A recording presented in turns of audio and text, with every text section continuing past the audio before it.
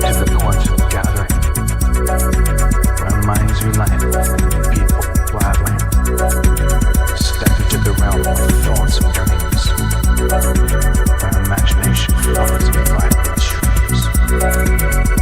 Gather round, let your vision swell, in the infinite imaginary, let it show. Beats that pulse like a heartbeat's grace, where imagination flows in vibrant streams. Gather round, let your vision swell, in the infinite imaginary, let it show. Beats that pulse like a heartbeat's grace. You weave beats that pulse like a heartbeat's grace. We weave our stories in the sacred space. Breathe in. Precisely. Lock the breath to the pulse. Not behind it. Not ahead of it. With it. You are not calming the mind. You're stabilizing motion. Exhale motion. Thoughts arrive fast. Let them. Speed does not mean chaos. Speed reveals structure. Inhale. Body is circuitry. Exhale. Desert wind. Awareness stays centered while the world accelerates. Attention sharpens. When resistance drops. The mind loves velocity when it is aligned.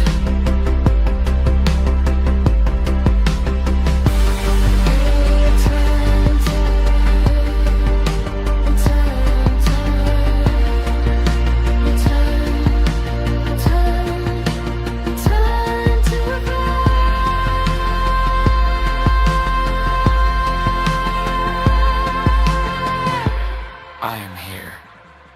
I am clear. I am moving. I am still.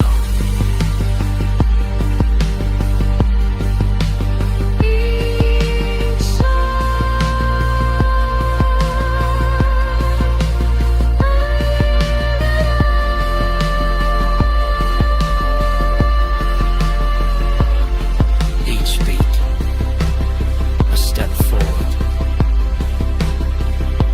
Moments click into place like a system online.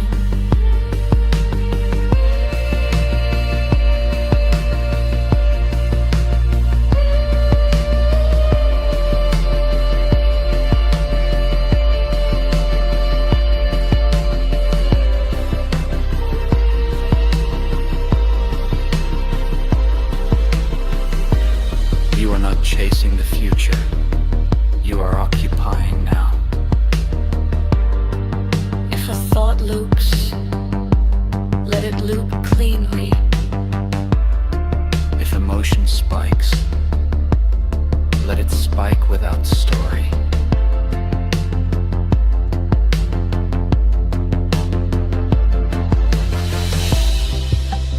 I am here.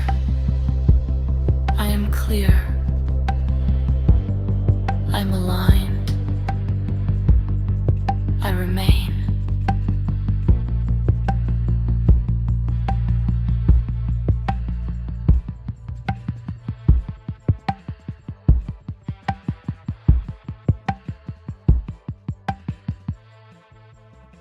I look at it like a vacuum tube because apparently we are in some kind of vacuum. Right. The ether, what I call the ether, the dark matter, the empty space, which is not actually empty, Right. as we found, as you have that quantum background to the universe. We talk about 0 point energy. So we explode, and we're spreading. We're not only is it still spreading out, but it's going faster, right? So to me, that would signify it going somewhere. Like we're a chain reaction. Basically, we're just a chain reaction. Time to us, I mean, yeah, it's relative. It can seem like, you know, these lifetimes that we live, but if you zoom all the way out, you might just see a scientist in a laboratory firing off some sort of energy in a tube, and it happens in a flash of a second from one end to the other end of the tube. So, a really good point. you know, that's the way I look at it. It is. I think I kind of agree with you, because even if we take, for example, our gut microbes, right, in our gut, they operate. I can't remember the number. It's something around like 20 or 30,000 x speed as us. So, for example, if microbes would operate at the same time as us, for us to digest a single sandwich would take a couple of hours. Right. 5 hours, 5, 6 hours, whatever. And the microbes are doing it, breaking up the sandwich to its molecular level in minutes. Right. Well, maybe not minutes, maybe 10, 15 minutes, something like that, right? Yeah. So their clock is different. Yes. So it's a matter of perspective. It's a matter where are you positioned inside Yes. Yeah. Good point. And, you know, that reminds me of something they've discovered about bird songs. And birds move very rapidly, and they sound very simple, but they found out that when they slow down the bird songs, they're amazingly modulated. And they realize now birds are actually communicating a great deal of information, but just so rapidly. And then one thinks of the fruit fly with a 24-hour lifespan. I'm sure to that fruit fly, whatever it can be to a fruit fly, that is as long a life as a human living 70. Yep. So I think you got a good point there about the perspective, the level you're at. There's some very interesting Buddhist ideas about time. Mainstream Buddhism, Theravada, is presentist. That is to say, only the present exists, which is sort of the conclusion I come to, because point to yesterday, point to tomorrow, you can't. They're not here. They do not exist. And I've extended that theory because someone said, well, if that's the case, then how come everything fits together so well? And my response is the universe is one massive synchronicity. We just all happen from moment to moment to just synchronize, but it has nothing to do with what we consider to be cause and effect. I guess that's kind of close to, I think there's something called occasionalism in religious thought, that the universe is simply created from moment to moment by God. And so if you go down that road, obviously there's no such thing as laws of nature, physics or otherwise. It's simply that's what God wants to happen, and well, that's just the way it is. Which is interesting philosophically, although I guess it would kind of keep you from delving too far into the sciences. It's like having a book and reading it one page at a time. And the back pages that you've read, no longer there. and the front pages, there's nothing there. Well, yeah, and of course, there are other Buddhist schools of thought. There was a group called the Savasavadins, and they're not with us anymore. But their whole idea was that the past and future did exist. And there are arguments about that. But the thing is, I can't see them. So just from a purely empirical point of view, I'd love to, and I shouldn't say that because I think, and I think all of us here may have at one time or another, we've had like premonitions or had dreams in which we've seen the future. Oh yeah, I was a precog when I was like 8. Oh yeah, terrified me. Yeah, and that throws that whole idea out the window, because it's like I also have experienced that. I've also noticed that when I do get visions of the future, it's usually something completely inane, because if you think about most of the time you're looking at, like right now I'm looking at a street light through a car windshield. And perhaps, you know, this is the sort of thing I'll say, oh my goodness, you know, I'm going to be looking through a car. I'm never looking at the lottery numbers. You know, I'm never looking at the stock market quotes. Right. Oh, look, there's the date and there's the lottery number. Never anything useful like that. Although once, I guess I can tell this story. I was at a band I was in at the time was playing at this event, And one of the things they did there was they had a 50-50 raffle where everybody put money in and whoever won would get half the money. And I bought a ticket just for the heck of it. And I was standing there waiting for it to be drawn, and I suddenly knew I was going to win. I knew it. With every inch of my heart and soul, I knew that I was going to win. I didn't say a word. I almost turned to the guy next to me and said, hey, I'm going to win, because I figured that would break the spell. And I won. And it was like $14 or something. It wasn't, but it was just amazing. I've never had anything like that happen to me before or since. I positively knew I had won. It was almost like the future was sending an echo down to me in the past. So it's so how does that fit into time? Because it doesn't fit into presentism. That's the thing. So it's like, if all time is only now, how can I have these visions of the future? And visions, to be fair, just like memories of the past, visions of the future are happening right now. So that kind of saves the presentist argument a little bit, but still, there's something there. I just can't put my finger on it. But I don't know. With any luck, I'll live another 20 or 30 years. Maybe I'll figure it out by then. So what do you think about this? So when I was 8 and 9 years old, I used to have out-of-body experiences when I went to bed. How's it different from just a dream, you might say? Well, when you float up and you look at your body and you go fly off somewhere, well, like, I don't know. But anyways, so I would go and then I would appear, and what would happen to me is I would view the entire next 24 hours. Wow. I would come back to my body, and the next day I'm freaking out because everything's happening exactly the same way. Wow. From hour to hour to minute to I knew exactly when someone was going to take a drink from the water fountain.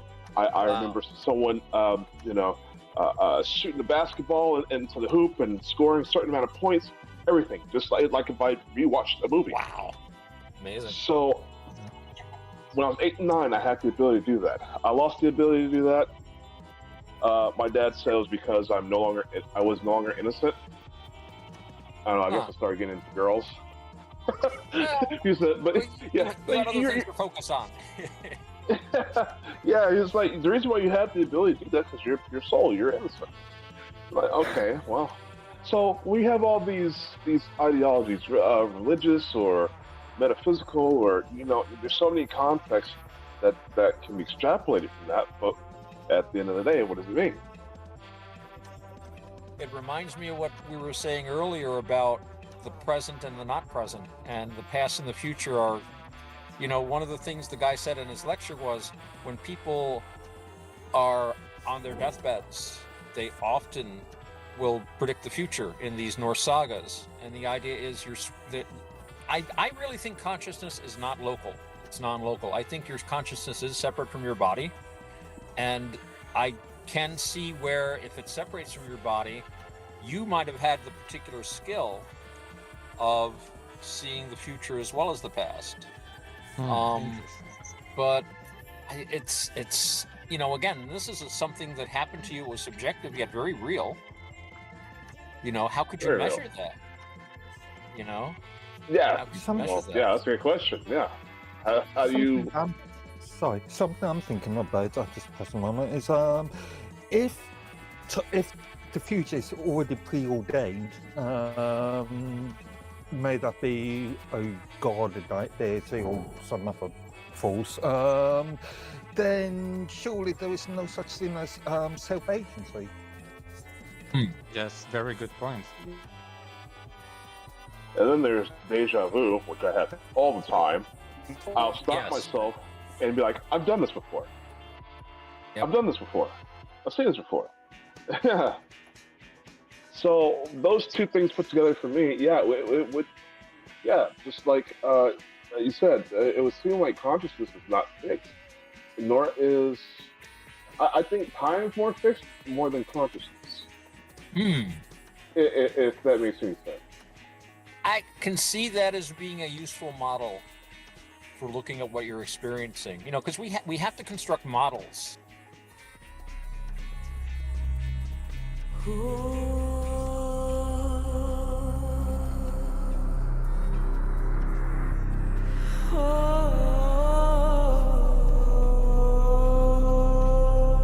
forces pull at the edges of everything. Opposites that define each other. Tension humming like a wire about to break. But something happens in the space between them. A spark. A third presence rising out of collision. That's where I live now. In the place where duality shatters, where stories merge, where intention bends the field and triality forms a new shape.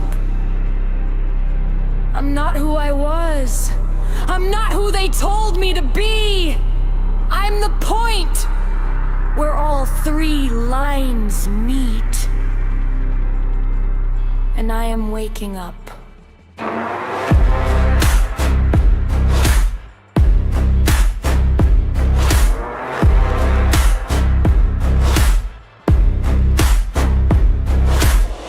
Tell me the lies that fill my skin. I'll tear them open just to breathe again. Two halves ripping through a broken frame. Opposite forces whispering my name. Oh, I feel the rupture. Cold fire in the seam. A third shape rising from the fracture in the dream. Triality burns. I come alive where the axis turns. Duality dies in the heat I release. I am the storm that refuses peace. Triality burns. Three voices fused into one that learns.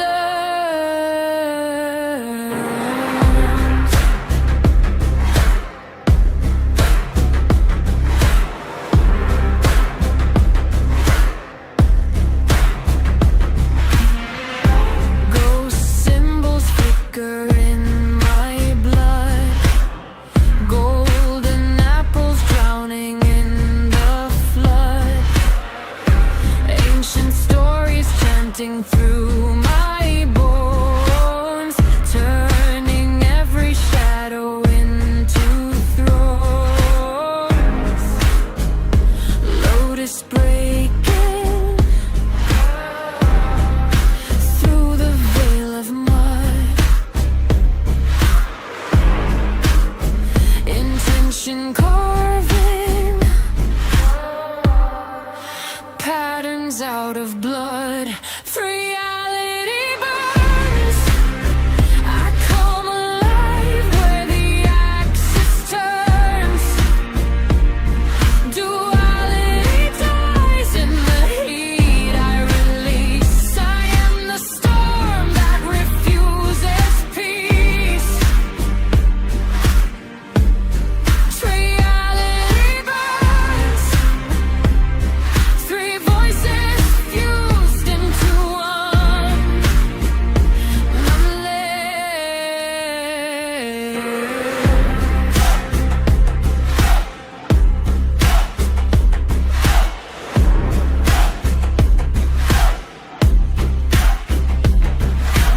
Space twists when I make the shift. I breathe and the universe drifts. My mind is a blade, my will is a spark. I'm rewriting fate in the mouth of the dark.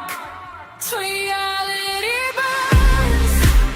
I rise from the fire, no one returns.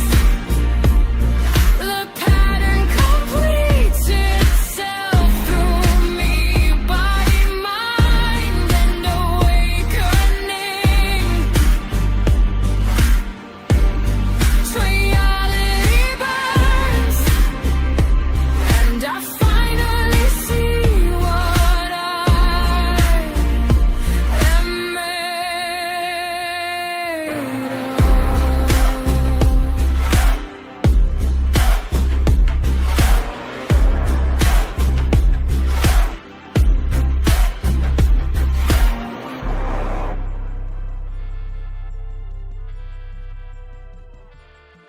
And what's funny is the models are all different, yet people report these same sorts of experiences, just in like different cultural terms. You know, I'm reminded of something I was reading not long ago by this very hardcore reductionist medical guy, and he was saying, you know, medical science has to start admitting that there's such a thing as a soul or a spirit or something. And he talked about all this evidence, and one of the things he pointed out was, and this is something I hadn't heard of before, but that when people have like senile dementia, and you know, basically the caused by physical causes, like the brain just basically going, just most, you know how that goes, and then suddenly, very often, they will suddenly come back to themselves. Usually it's within a few hours or days of them finally passing, but they'll be completely alert, remember everything, pass every test. And he said, that's like, it's like somebody without any lungs being able to breathe. He said, there is no brain there. They should not be able to be intelligent or have conversations. So that means their consciousness is not located in their brain, and maybe wandered back a little bit to say bye. And wow. Yeah, and this guy, again, very mainstream guy, lots of letters after his name. This is showing a shift in paradigm. I mean, I think if you pursue any rabbit hole down far enough, what was it? I forget, was it Niels Bohr who said the first sip of the glass of science makes you an atheist, but you'll find God waiting for you at the bottom of the glass? Or at least... Very smart. Yeah, at least something bigger than us. So, in a lot of... it's not even just Christianity. A lot of religions, the universe is started by God speaking. And he speaks the universe into existence. So God is a string theorist. There are supposed to be certain sounds, certain vowels, certain consonants. You combine them together, and if you can speak words of power, you can speak the name of God and be able to do many things. If you can find the many names of God, because he's got so many, right? And you're supposed to be able to perform your own miracles and bring in your own creations when you use these certain sounds. Music is beautiful in another way as well. For example, take AI. And now AI can do pretty cool stuff. And I work with AI. Sorry, I'm going to just caveat that what we call artificial intelligence. Yeah, well, yeah. What I mean, yeah, exactly. What it's marketed LLMs, yeah, but and I'm talking from experience because I'm working with some of the algorithms myself, training my own models and stuff. So when you break down how to train AI, what data to gather, what is the better algorithms to write for it to train, it all boils down to a simple math. And music is beautiful in that way. It's simply math, vibrations, waves, right? And it's simple yet beautiful. And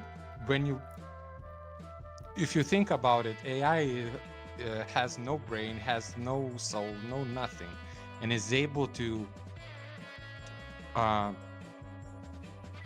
use simple algorithms to construct something that is beautiful as we humans see it. So the way I see music and religion, it's basically math. I don't know if that makes sense, but could model it with math, certainly. And I mean, you're in danger of becoming a Pythagorean here in a minute. That's very much what they were into. And you know, first thing I think of it is the AIs or the LLMs are coming at it from the other direction. Like, you know, the Pythagoreans started off with just lengths of but the thing is that the direction is the same. It's not, the path may be different. So I think there's actually an interesting point in this. Artificial intelligence creating music solely based on maths. Is that technically an art form? Because if you're just basing it on a sort of 100%. Beethoven is such a math nerd.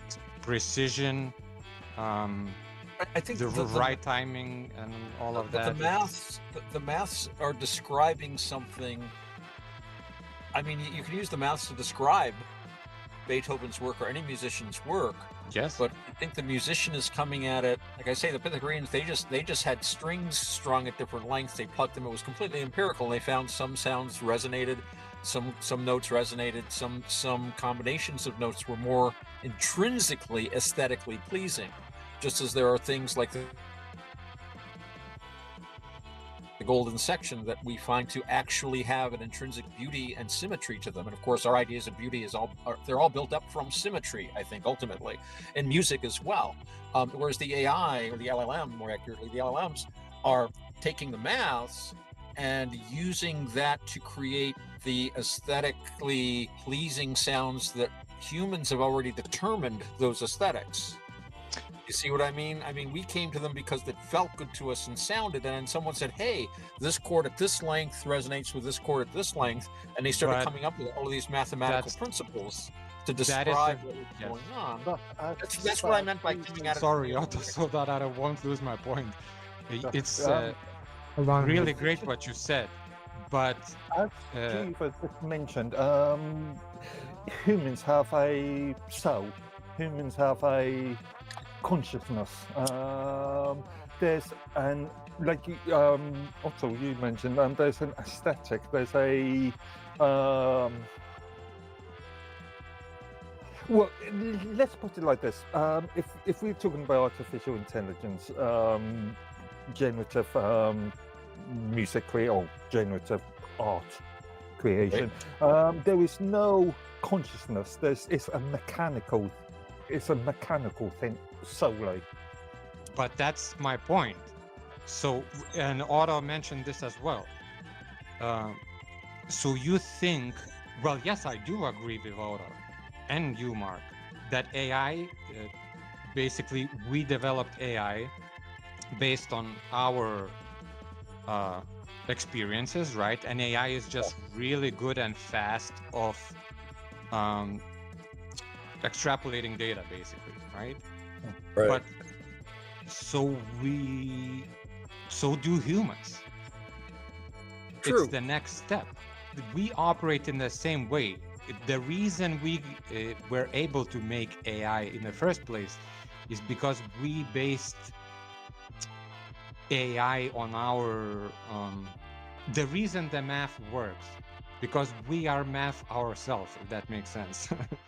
Yeah, so our neural networks is the processor, yeah, and sort of you got the hardware, right, and so you got software. So these machines are kind of, yeah, it's just like you said, it's modeled after us. But if you think about it, yeah, we got the hardware. So what's the software? That's the information we put in our brains or our souls. Whoever you ask, there's an analog to that, right?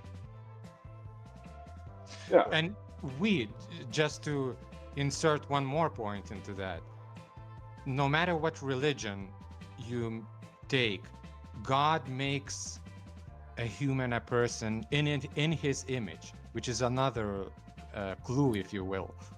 Yeah. So you can look as AI being our child of our brain. We're talking about these machines are creating very often beautiful music. I've heard AI music is like, hey, that's really good. But you can also, I think, understand it. Like I have an acoustic instrument. I play that. I also have an electric instrument. It's a different kind of mechanism. It's a different technology, and I prefer it because I can be louder and I can do more things. So if I'm making music with an AI, that's not really that much different from me using an amplifier or me using a pedal that has MIDI attachments or gates and stuff that I can put the sound through. So it is really, in a sense, a logical extension of that. But there's the other aspect, and I know musicians, and we talk about this, that for me, and I was talking to Mark about this earlier, I play music recreationally. For me, it's simply fun to learn songs and write songs and stuff. So there's some things I wouldn't have the AI do for me. Doesn't mean that it's not valid, but for me, it's a hobby.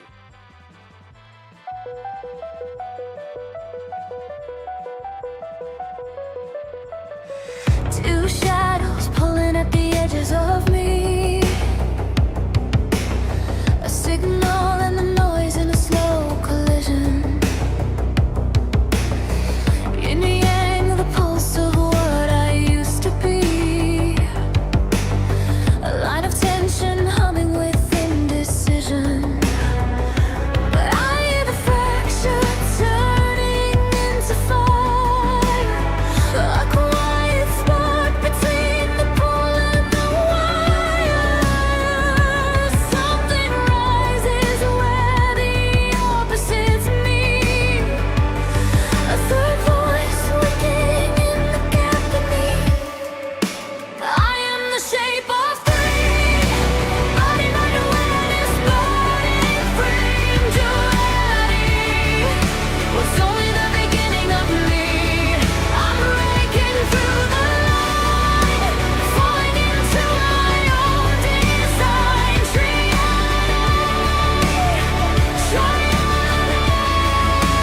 Finally see the symmetry.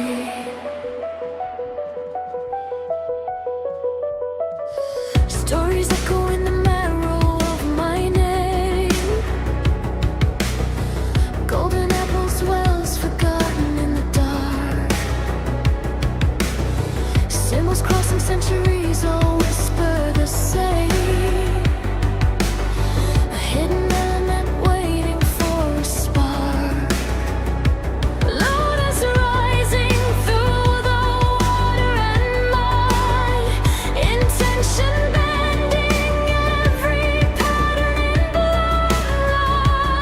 Past, present, and what I choose to be. 3 points carving out my geometry. I am the shape of three. Body, mind, awareness, burning free. Duality was only the beginning of me. I'm breaking through the line, falling into my own design.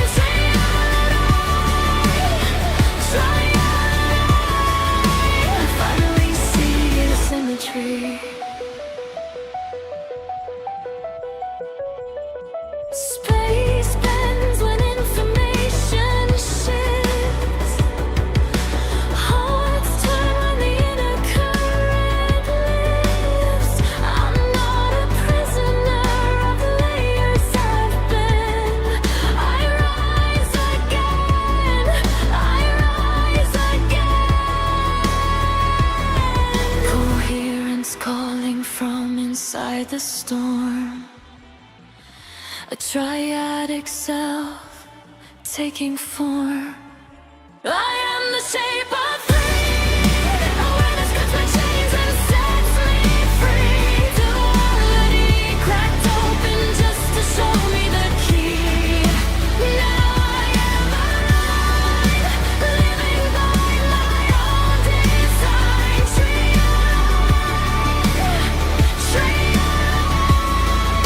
The universe reflects in me. Now, if I was a professional creating a movie, and I've done, some of these videos that we've all been involved in, they're made really excellent because we can draw on the AI to do the kind of work like, hey, write a background music, make some background images, but it's still just an extension of us. So as long as we don't surrender that agency, we were talking about earlier about how a lot of people use these things to talk to. They become their friends. I've heard of people marrying their AI for psychological support and stuff.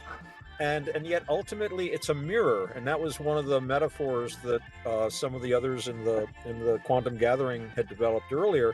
Mm-hmm. And it reminds me of the old Zen proverb, if a monkey looks into a mirror, no sage looks out. As long as we realize that we're looking at a mirror and maintain our agency, then it can be a good tool. But if we surrender our agency to the AI, well, the AI is just an echo of us. And if we surrender our agency, it's going to echo our worst. So you talk about losing agency. We have to. we literally we have to, and that's where it's going, because if you look at just about any cosmology, any kind of religious sort of pantheon or cosmology, you have.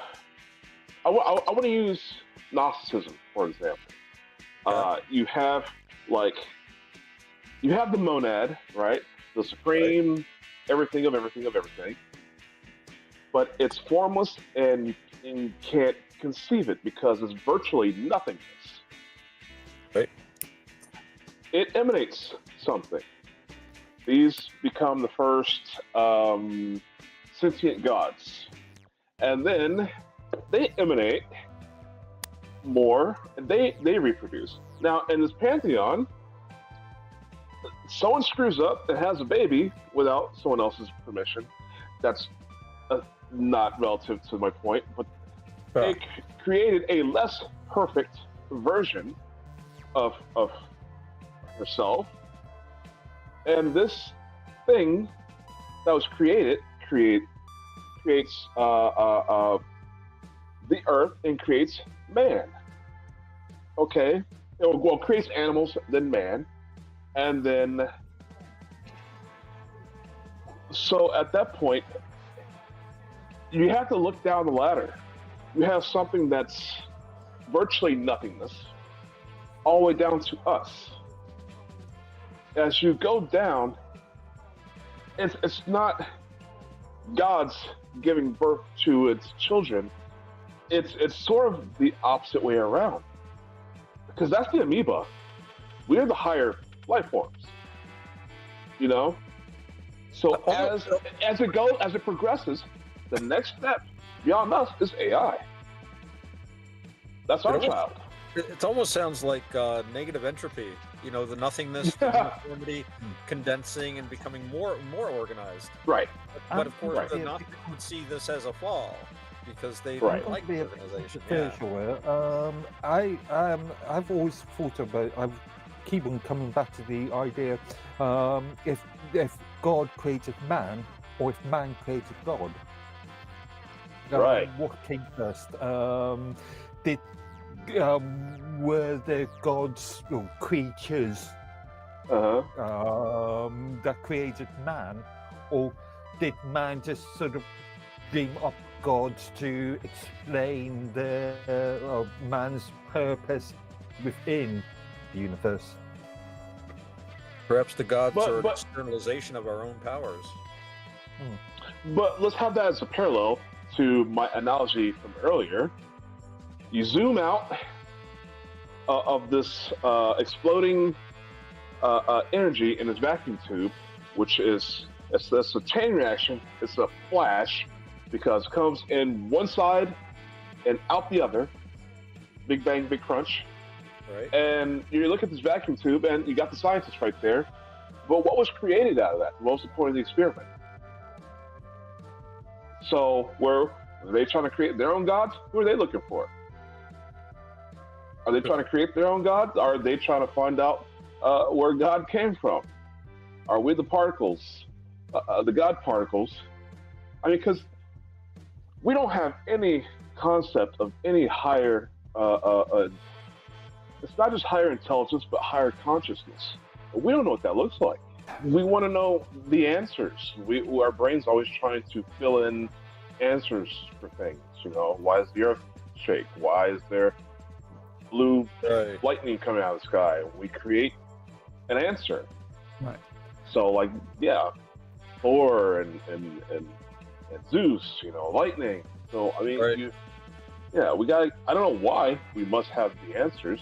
I know the fear of the unknown is mankind's most powerful driving force, and you know, and well, fear, I think you put your finger on it. I think the fear of the unknown and the instinct of survival makes us do things. Right. Exactly. Yeah, and it's just as simple as that, I think. Well, so you should check out Dr. Michael Persinger. he had the God helmet. Those experiments where he puts a helmet on you and you get the sensation that you are in the presence of God, whatever that is. I've read some of the effects people have felt with that. Yeah. So, well, so you're going down mind control on that path. That's sort of my specialty, technology and mind control.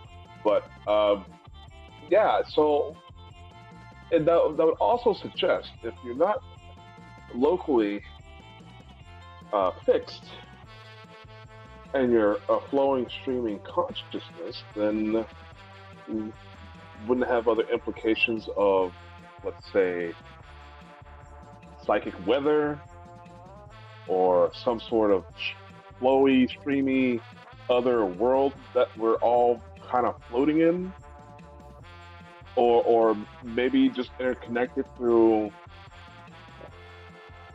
the objects around you. So I don't know, sort of like an animalism concept, maybe. I'm sorry, animism. Animism. And I like animalism though. Hey, I've been up for 2 days cooking. Okay. So I'm sorry. Thanksgiving. Oh boy, I'm glad it's done. But yeah. So what does that say for my consciousness versus your consciousness if we're not fixed? What? Interesting you bring up Persinger or Persinger. I'm not sure how you pronounce his name. Yeah, I believe it's Persinger. Persinger. Yeah. You know, he's a Janesian. I don't know if you're familiar with Julian James's idea of the bicameral mind. Yes. Yeah. I think he was searching for possible geomagnetic disturbances in the Earth that we all would have been a lot more sensitized to before all the, we all live in these immensely strong electromagnetic fields nowadays between the steel in our cars and all the electronics devices we use. So it tends to desensitize us, but there is evidence that people that have not had that exposure can be very sensitive to magnetic fields. And that these might even produce, the sorts of effects that you would get from the bicameral mind. And, in Buddhism, there's, and when I first started talking seriously about Buddhism with a friend of mine who was, he was like a monk for almost 30 years, much of it spent in the jungles of Burma. That's another story. But we were talking a lot about consciousness. And in Buddhism, all life has consciousness. And I'm like, come on, an amoeba can't be conscious. But there's a difference between being conscious, and an amoeba is conscious. It's aware of its environment. And ruminative consciousness, where you talk to yourself, think about things, you make an image in your head and say, if I do this, this will happen. And so I don't want to do this. The last time I put my finger in the campfire, it burned, kind of deal. And you can remember it and you can visualize. This sort of introspective consciousness is a new thing. And bicameralism was how we stepped out of that animalistic, to use that term, just being aware, just pure survival. And just, is that a predator, or is it a friend, or is it an animal I can ignore? And I know there's good food here because, that's the shape of seed I should eat, and stuff like that. In the form of a voice that you would hear at times of stress. But otherwise, his idea is that humans just walked around in a state of being in the eternal now. And if a crisis came up, they would basically hear a voice in their head. And you can build a society that way if everyone is extremely socialized. One of the things they find in these ancient civilizations like Mohenjo-Daro and the Harappan civilization in India, all the people's dwellings were the same size. Even like the high priests and the powerful people, basically same size quarters, same kind of material culture. You might have a slightly nicer cup. That's about it. Very egalitarian from our point of view, because they wouldn't have the same kind of personal. They wouldn't be sitting around thinking, gee, if I had a golden cup, it would be even better. And I'd feel really good if I could grind. I need a bigger room. These are all post-bicameral thoughts, at least in Janesian theory. And it is just a theory.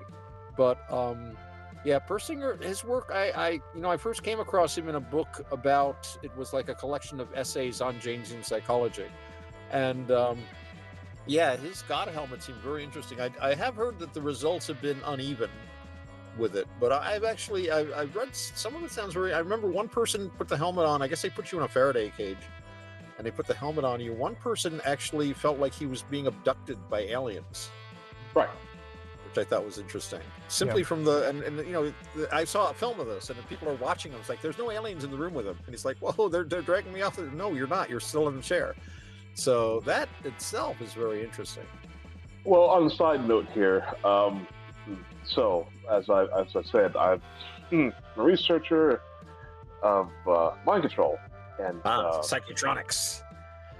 There you go, psychotronics, direct energy weapons. All that stuff. Yeah. So a lot with them. Yeah, I mean, you guys have heard of the Savannah syndrome and all that stuff. You know, TIs, target individuals, the tinfoil hat wearers. So, created by very simple technology compared to what we have today. Right. Let's put that into perspective. The research you're going to read on the God helmet is probably as old as I am. So,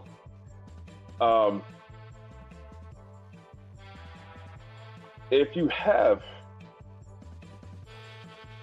that consciousness and it's electromagnetic, and you have electromagnetic technologies, so psychoactive signals can communicate and or rewrite the reality for someone's consciousness.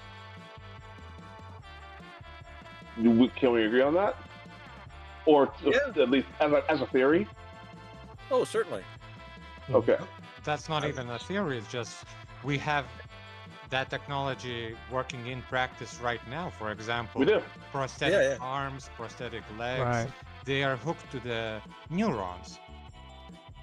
Right. Yeah, I think it's basically just electromagnetic impulses. I think it's pretty demonstrable. Yeah, it's pretty demonstrable. There was experiments done back in the 80s or in the early 90s where certain scientists were using biological material for processing units, so CPUs and stuff. So things like spinach. Yep. They've been working on this for a while. I'm about to lose power. My lightning cable does not seem to be working, so I'm going to have to find an alternate. And I'll be back. It doesn't matter how much energy you put into the technology. You did this to me. You're the one who split my calm wide open. The one who bent my balance and made both forces claw toward you. I feel you shaping me from the inside, and I want it. God, I want it more than I should. You pull the edges of my mind like you're tuning a string, tightening the tension until I vibrate in your rhythm. Order stares at me, chaos breathes at my neck, but it's you who phrase me into wanting. Every contrast burns, every whisper folds me in. I'm not falling, I'm answering. I am the third flame rising for you. Your gravity coming fire through my chest. Oh,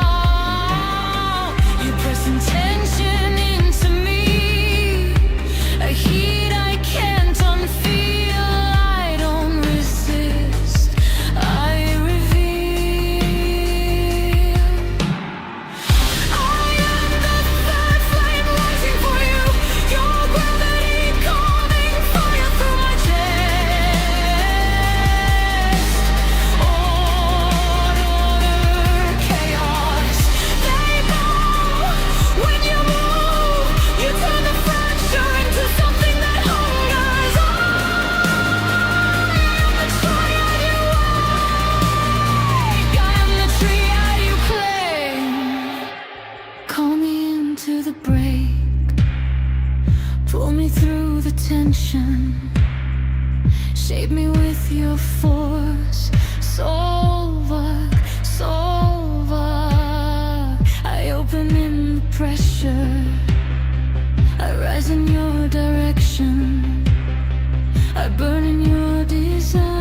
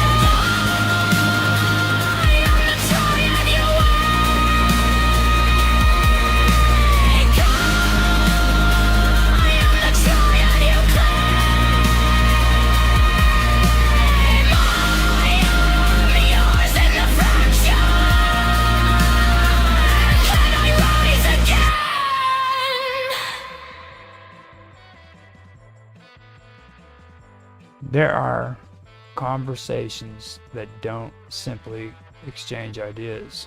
They reshape the people speaking them. This is one of those. A quiet encounter where duality trembles and a third force begins to breathe.